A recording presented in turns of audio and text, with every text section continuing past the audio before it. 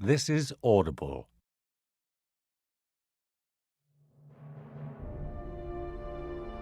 Troll Slayer by William King.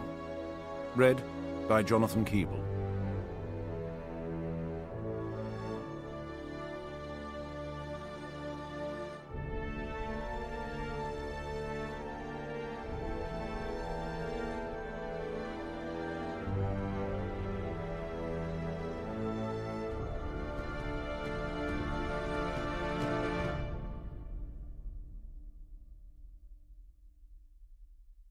Chapter 1. Geheimnisnacht.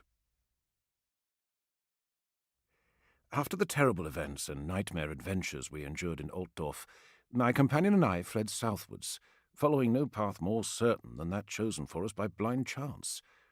We took whatever means of transport presented itself, stagecoach, peasant cart, drayage wagon, resorting to our own 2 feet when all else failed. It was a difficult and fear-filled time for me. At every turning, it seemed, we stood in imminent danger of arrest, and either imprisonment or execution. I saw sheriffs in every tavern and bounty killers behind every bush. If the Troll Slayer suspected that things might have been otherwise, he never bothered to communicate this information to me. To one as ignorant of the true state of our legal system as I then was, it seemed all too possible that the entire apparatus of our mighty and extensive state might be bent to the apprehension of 2 fugitives such as ourselves.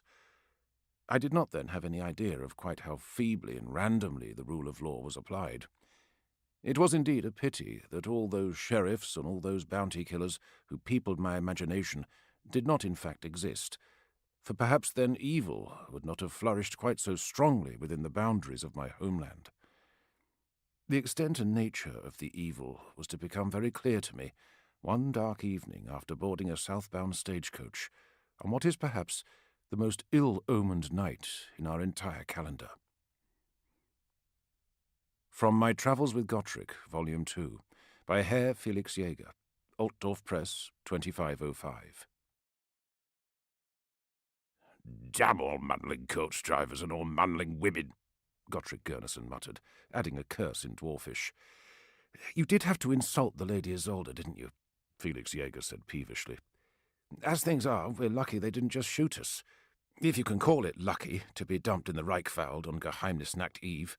We paid for our passage. We were just as entitled to sit inside as her. The drivers were unmanly cowards, Gotrek grumbled. They refused to meet me hand to hand. I would not have minded being spitted on steel, but being blasted with buckshot is no death for a troll slayer. Felix shook his head. He could see that one of his companion's black moods was coming on. There would be no arguing with him, and Felix had plenty of other things to worry about. The sun was setting, giving the mist-covered forest a ruddy hue. Long shadows danced eerily and brought to mind too many frightening tales of the horrors to be found under the canopy of trees. He wiped his nose with the edge of his cloak, then pulled the Sudenland wool tight about him. He sniffed and looked at the sky, where Morslieb and Manslieb, the lesser and greater moons, were already visible. Morslieb seemed to be giving off a faint greenish glow. It wasn't a good sign. I think I have a fever coming on, Felix said. The Troll Slayer looked up at him and chuckled contemptuously. In the last rays of the dying sun, his nose chain was a bloody arc running from nostril to earlobe. Yours is a weak race, Gotrek said. The only fever I feel this eve is the battle fever. It sings in my head.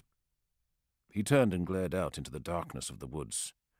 Come out, little beastmen, he bellowed. I have a gift for you. He laughed loudly and ran his thumb along the edge of the blade of his great 2-handed axe. Felix saw that it drew blood. Gotrek began to suck his thumb.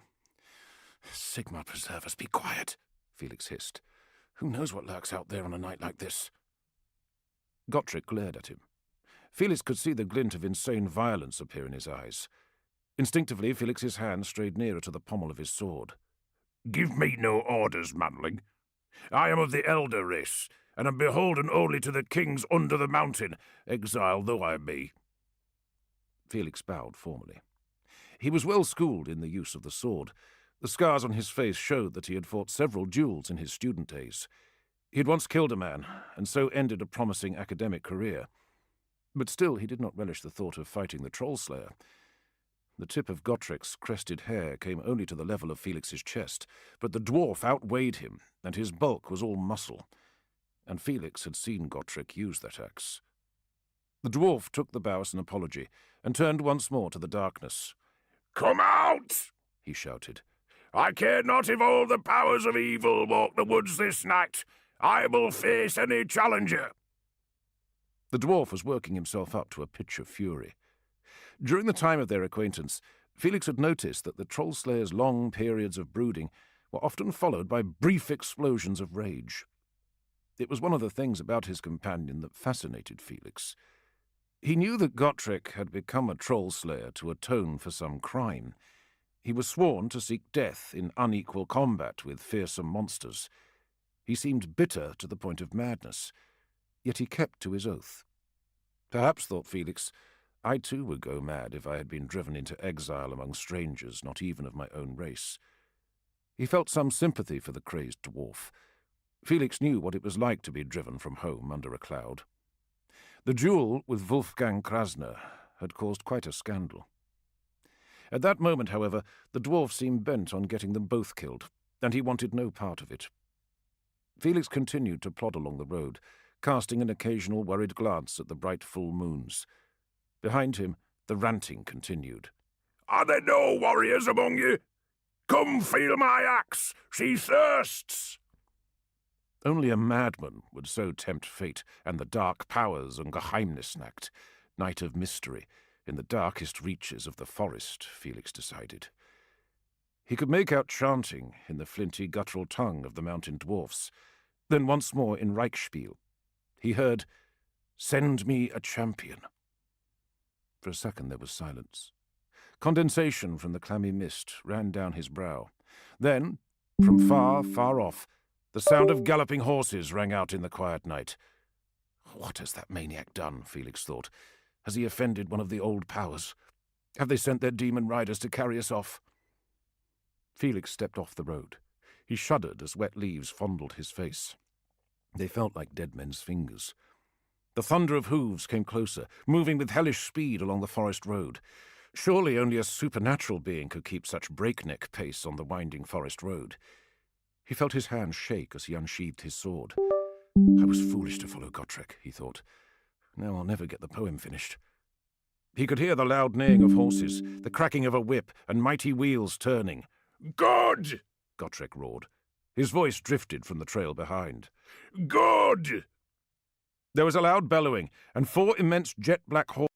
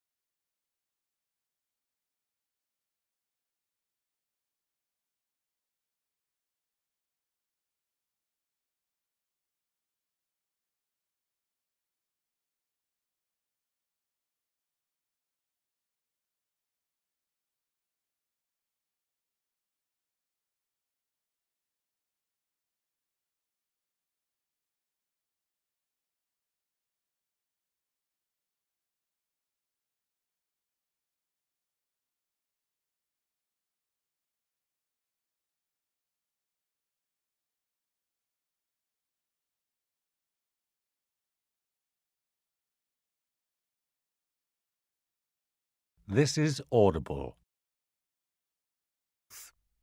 Perhaps, thought Felix, I too would go mad if I had been driven into exile among strangers, not even of my own race. He felt some sympathy for the crazed dwarf. Felix knew what it was like to be driven from home under a cloud. The duel with Wolfgang Krasner had caused quite a scandal. At that moment, however, the dwarf seemed bent on getting them both killed, and he wanted no part of it. Felix continued to plod along the road, casting an occasional worried glance at the bright full moons. Behind him, the ranting continued. "Are there no warriors among you? Come feel my axe, she thirsts!" Only a madman would so tempt fate and the dark powers and Geheimnisnacht, night of mystery, in the darkest reaches of the forest, Felix decided. He could make out chanting in the flinty guttural tongue of the mountain dwarfs. Then once more in Reichspiel, he heard, "Send me a champion." For a second there was silence. Condensation from the clammy mist ran down his brow. Then, from far, far off, the sound of galloping horses rang out in the quiet night. What has that maniac done, Felix thought? Has he offended one of the old powers? Have they sent their demon riders to carry us off? Felix stepped off the road. He shuddered as wet leaves fondled his face. They felt like dead men's fingers. The thunder of hooves came closer, moving with hellish speed along the forest road. Surely only a supernatural being could keep such breakneck pace on the winding forest road. He felt his hand shake as he unsheathed his sword. I was foolish to follow Gotrek, he thought. Now I'll never get the poem finished. He could hear the loud neighing of horses, the cracking of a whip, and mighty wheels turning. "Good!" Gotrek roared. His voice drifted from the trail behind. "Good!" There was a loud bellowing, and 4 immense jet-black horses drawing an equally black coach hurtled past. Felix saw the wheels bounce as they hit a rut in the road. He could just make out a black-cloaked driver. He shrank back into the bushes. He heard the sound of feet coming closer. The bushes were pulled aside. Before him stood Gotrek, looking madder and wilder than ever. His crest was matted, brown mud was smeared over his tattooed body, and his studded leather jerkin was ripped and torn. "The snotling thunder's trying to run me over!" he yelled. "Let's get after them!" He turned and headed up the muddy road at a fast trot. Felix noted that Gotrek was singing happily in Khazalid. Further down the Bogenhafen road, the pair found the Standing Stones Inn. The windows were shuttered and no light showed. They could hear a neighing from the stables, but when they checked there was no coach, black or otherwise, only some skittish ponies and a peddler's cart. "We've lost the coach. Might as well get a bed for the night," Felix suggested. He looked warily at the smaller moon, Morslieb. The sickly green glow was stronger. "I do not like being abroad under this evil light." "You are feeble, manling. Cowardly, too." "They'll have ale." "On the other hand, some of your suggestions are not without merit. Watery though human beer is, of course." "Of course," Felix said. Gotrek failed to spot the note of irony in his voice. The inn was not fortified, but the walls were thick, and when they tried the door they found it was barred. Gotrek began to bang it with the butt of his axe shaft. There was no response. "I can smell humans within," Gotrek said. Felix wondered how he could smell anything over his own stench. Gotrek never washed, and his hair was matted with animal fat to keep his red-dyed crest in place. "They'll have locked themselves in. Nobody goes abroad on Geheimnisnacht, unless they're witches or demon lovers." "The black coach was abroad," Gotrek said. "Its occupants were up to no good. The windows were curtained, and the coach bore no crest of arms." "My throat is too dry to discuss such details. Come on! Open up in there, or I'll take my axe to the door." Felix thought he heard movement within. He pressed an ear to the door. He could make out the mutter of voices and what sounded like weeping. "Unless you want me to chop through your head, manling, I suggest you stand aside," Gotrek said to Felix. "Just a moment. I say, you inside? Open up. My friend has a very large axe and a very short temper. I suggest you do as he says or lose your door." "What was that about short?" Gotrek said touchily. From behind the door came a thin, quavering cry. "In the name of Sigmar, be gone, you demons of the pit!" "Right. That's it," Gotrek snapped. "I've had enough." He drew his axe back in a huge arc. Felix saw the runes on its blade gleam in the Morslieb light. He leapt aside. "In the name of Sigmar!" Felix shouted. "You cannot exorcise us. We are simple, weary travellers." The axe bit into the door with a chunking sound. Splinters of wood flew from it. Gotrek turned to Felix and grinned evilly up at him. Felix noted the missing teeth. "Subtly made, these Madeling doors," Gotrek said. "I suggest you open up while you still have a door," Felix called. "Wait," the quavering voice said. "That door cost me 5 crowns from Jurgen the carpenter." The door was unlatched. It opened. A tall, thin man with a sad face, framed by lank white hair, stood there. He had a stout club in one hand. Behind him stood an old woman who held a saucer that contained a guttering candle. "You will not need your weapon, sir. We require only a bed for the night," Felix said. "And ale," the dwarf grunted. "And ale," Felix agreed. "Lots of ale," Gotrek said. Felix looked at the old man and shrugged helplessly. Inside, the inn had a low common room. The bar was made of planks stretched across 2 barrels. From the corner, 3 armed men, who looked like travelling peddlers, watched them warily. They each had daggers drawn. The shadows hid their faces, but they seemed worried. The innkeeper hustled the pair inside and slid the bars back into place. "Can you pay, Herr Doctor?" he asked nervously. Felix could see the man's Adam's apple moving. "I'm not a professor. I'm a poet," he said, producing his thin pouch and counting out his few remaining gold coins. "But I can pay." "Food," Gotrek said. "And ale." At this, the old woman burst into tears. Felix stared at her. "The hag is discomfited," Gotrek said. The old man nodded. "Gunther is missing, on this of all nights." "Get me some ale," Gotrek said. The innkeeper backed off. Gotrek got up and stumped over to where the peddlers were sitting. They regarded him warily. "Do any of you know about a black coach drawn by 4 black horses?" Gotrek asked. "You have seen the black coach?" one of the peddlers asked. The fear was evident in his voice. "Seen it? The bloody thing nearly ran me over." A man gasped. Felix heard the sound of a ladle being dropped. He saw the innkeeper stoop to pick it up and begin refilling the tankard. "You are lucky, then," the fattest and most prosperous-looking peddler said. "Some say the coach is driven by demons. I have heard it passes here on Geheimnisnacht every year. Some say it carries wee children from Altdorf who are sacrificed at the Darkstone Ring." Gotrek looked at him with interest. Felix did not like the way this was developing. "Surely that is only a legend," he said. "No, sir," the innkeeper shouted. "Every year we hear the thunder of its passing. 2 years ago, Gunther looked out and saw it. A black coach, just as you describe." At the mention of Gunther's name, the old woman began to cry again. The innkeeper brought stew and 2 great steins of ale. "Bring beer for my companion, too," Gotrek said. The landlord went off for another stein. "Who is Gunther?" Felix asked when he returned. There was another wail from the old woman. "More ale," Gotrek said. The landlord looked in astonishment at the empty flagons. "Take mine," Felix said. "Now, mine host, who is Gunther?" "And why does the old hag howl at the very mention of his name?" Gotrek asked, wiping his mouth on his mud-encrusted arm. "Gunther is our son. He went out to chop wood this afternoon. He has not returned."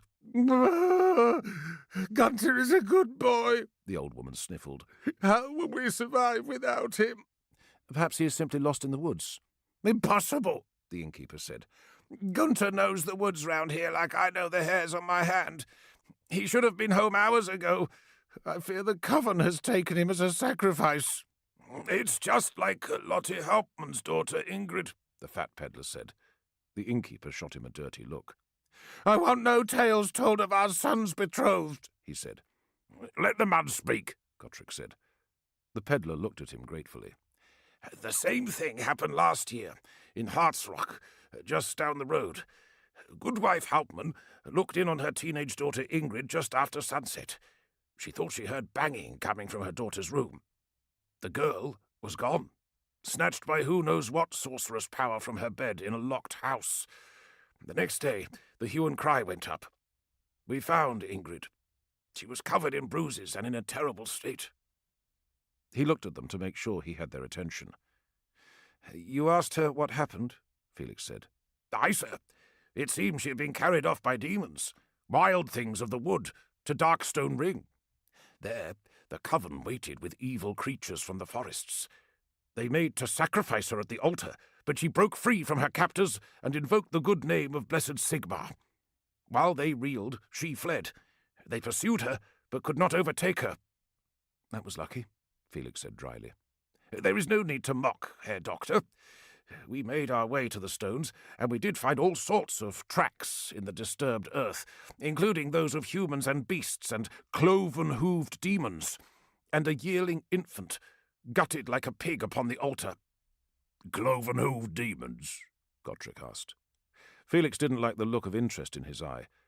The peddler nodded. I would not venture up to Darkstone Ring tonight, the peddler said. Not for all the gold in Altdorf. It will be a task fit for a hero, Gotrek said, looking meaningfully at Felix. Felix was shocked. Surely you cannot mean— What better task for a troll slayer than to face these demons on their sacred night? It would be a mighty death. It would be a stupid death, Felix muttered. What was that? Nothing. You're coming, aren't you? Gotrek said menacingly. He was rubbing his thumb along the blade of his axe. Felix noticed that it was bleeding again. He nodded slowly. An oath is an oath. The dwarf slapped him upon the back with such force that he thought his ribs would break. Sometimes, Manling, I think you must have dwarf blood in you. Not that any of the elder race would stoop to such a mixed marriage, of course. He stomped back to his ale. Of course, his companion said, glaring at his back. Felix fumbled in his pack for his mail shirt. He noticed that the innkeeper and his wife and the peddlers were looking at him. Their eyes held something that looked close to awe. Gotrek sat near the fire drinking ale and grumbling in dwarfish. You're not really going with him, the fat peddler whispered. Felix nodded. Why? He saved my life. I owe him a debt. Felix thought it best not to mention the circumstances under which Gotrek had saved him. I pulled the Manling out from under the hooves of the Emperor's cavalry, Gotrek shouted. Felix cursed bitterly. The troll slayer has the hearing of a wild beast as well as the brains of one, he thought to himself, continuing to pull on the mail shirt.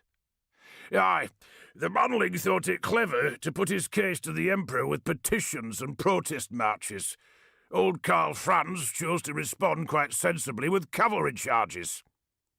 The peddlers were starting to back away. An insurrectionist, Felix heard one mutter. Felix felt his face flush. It was yet another cruel and unjust tax. A silver piece for every window, indeed. To make it worse, all the fat merchants bricked up their windows, and the Altdorf militia went around knocking holes in the side of poor folks' hovels. We were right to speak out. There's a reward for the capture of insurrectionists, the peddler said. A big reward. Felix stared at him. Of course, the Imperial cavalry were no match for my companion's axe, he said. Such carnage. Heads, legs, arms, everywhere. He stood on a pile of bodies. They called for archers, Gotrek said. We departed down a back alley. Being spitted from afar would have been an unseemly death. The fat peddler looked at his companions, then at Gotrek, then at Felix, then back at his companions. A sensible man keeps out of politics, he said to the man who had talked of rewards. He looked at Felix. No offence, sir. None taken, Felix said. You are absolutely correct. Insurrectionist or no, the old woman said. May Sigmar bless you if you bring my little Gunter back. He's not little, Lisa, the innkeeper said. He's a strapping young man. Still, I hope you bring my son back. I am old, and I need him to chop the wood and shoe the horses and lift the kegs and— I am touched by your paternal concern, sir, Felix interrupted. He pulled his leather cap down on his head. Gotrek got up and looked at him. He beat his chest with one meaty hand. Armour is for women and girly elves, he said. Perhaps I had best wear it, Gotrek, if I am to return alive with the tale of your deeds, as I did, after all, swear to do. You have a point, Manling. And remember, that is not all you swore to do. He turned to the innkeeper. How will we find the Darkstone Ring? Felix felt his mouth go dry. He fought to keep his hands from shaking. There is a trail. It runs from the road. I will take you to its start. Good, Gotrek said. This is too good an opportunity to miss. Tonight, I will atone for my sins and stand among the iron halls of my fathers. Great Grungni willing. He made a peculiar sign over his chest with his clenched right hand. Come, Manling, let us go. He strode out the door. Felix picked up his pack. At the doorway, the old woman stopped him and pressed something into his hand. Please, sir, she said. Take this. It is a charm to Sigma. It will protect you. My little Gunther wears its twin." And much good it's done him, Felix was about to say, but the expression on her face stopped him. It held fear, concern, and perhaps hope. He was touched. "I'll do my best, Frau." Outside, the sky was bright with the green witchlight of the moons. Felix opened his hand. In it was a small iron hammer on a fine linked chain. He shrugged and hung it round his neck. Gottrick and the old man were already moving down the road. He had to run to catch up. "What do you think these are, Manley?" Gottrick said, bending close to the ground. Ahead of them, the road continued on towards Harzrock and Bogenhafen. Felix leaned on the league marker. This was the edge of the trail. Felix hoped the innkeeper had returned home safely. "Tracks," he said. "Going north." "Very good, Manling. They are coach tracks, and they take the trail north to the Darkstone Ring." "The Black Coach," Felix said. "I hope so. What a glorious night! All my prayers are answered. A chance to atone and get revenge on the swine who nearly ran me over." Gottrick cackled gleefully, but Felix could sense a change in him. He seemed tense, as if suspecting that his hour of destiny were arriving, and he would meet it badly. He seemed unusually talkative. "A coach? Does this coven consist of noblemen, Manling? Is your empire so very corrupt?" Felix shook his head. "I don't know. It may have a noble leader. The members are most likely local folk. They say the taint of chaos runs deep in these out-of-the-way places." Gottrick shook his head, and for the first time ever he looked dismayed. "I could weep for the folly of your people, Manling. To be so corrupted that your rulers could sell themselves over to the powers of darkness. That is a terrible thing." "Not all men are so," Felix said angrily. "True, some seek easy power or the pleasures of the flesh, but they are few. Most people keep the faith. Anyway, the elder race are not so pure. I have heard tales of whole armies of dwarfs dedicated to the ruinous powers." Gottrick gave a low, angry growl and spat on the ground. Felix gripped the hilt of his sword tighter. He wondered whether he had pushed the troll-slayer too far. "You are correct," Gottrick said, his voice soft and cold. "We do not lightly talk about such things. We have vowed eternal war against the abominations you mention and their dark masters." "As have my own people. We have our witch hunts and our laws." Gottrick shook his head. "Your people do not understand. They are soft and decadent and live far from the war. They do not understand the terrible things which gnaw at the roots of the world and seek to undermine us all. Witch hunts? Ha!" He spat on the ground. "Laws? There is only one way to meet the threat of chaos." He brandished his axe meaningfully. They trudged wearily through the forest. Overhead the moons gleamed feverishly. Morslieb had become ever brighter, and now its green glow stained the sky.